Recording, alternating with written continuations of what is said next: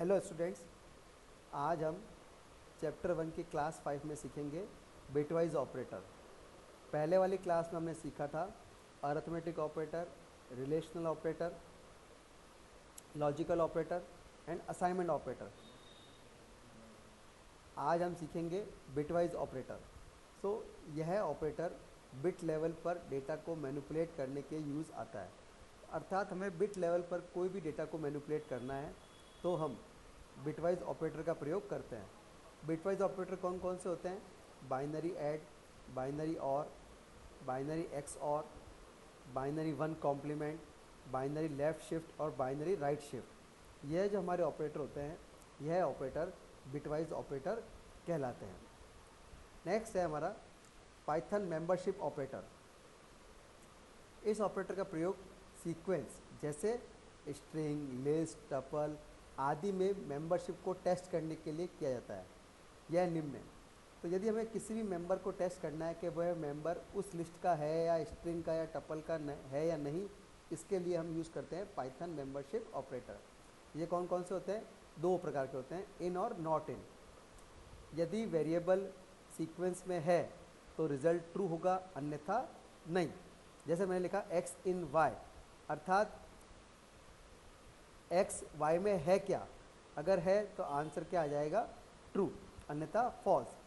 और इसका उल्टा नॉट इन, यदि नहीं है, यदि वेरिएबल सीक्वेंस में नहीं है तो रिजल्ट ट्रू होगा, अन्यथा फॉल्स। जैसे हमने कहा y बराबर हमने एक लिस्ट बनाई 3, 6, 7, 8, 9, ओके, और हमने लिखा 6 इन y। अब आप बताओ क्या y में 6 है क्या? तो देखो आप इस लिस्ट में 6 है क्या? हाँ, तो हमारा आंसर क्या आ जाएगा? ट्रू। और अगर हम लिखते हैं कुछ इस तरह से 10 इन y, तो y में क्या 10 है क्या? नहीं है, तो हमारा आंसर क्या आ जाएगा? फॉल्स। तो किसी भी लिस्ट के अंदर वो मेंबर है या नहीं है, इसका अगर हमें चेक करना है तो हम कौन सा ऑपरेटर काम में लेंगे? इन। और इसी का उल्टा, जैसे मान लो हमने क्या लिखा, अगेन y इक्वल टू मैंने कहा 3, 6, 7, 8, 9, और हमने लिखा 10 नॉट इन y। सो क्या 10 y में नहीं है?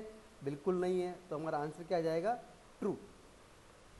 तो इस प्रकार हम मेंबरशिप ऑपरेटर का यूज़ कर सकते हैं, जो कि यह चेक करने में यूज़ आता है कि वो मेंबर उस पर्टिकुलर लिस्ट या टपल में है या नहीं।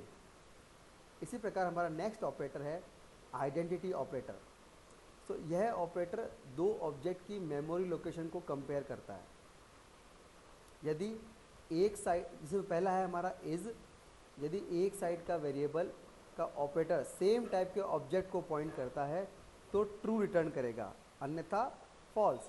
यदि x इज़ y, अर्थात अगर x भी इंटीजर है और y भी इंटीजर है, तो हमारा आंसर क्या आ जाएगा? ट्रू।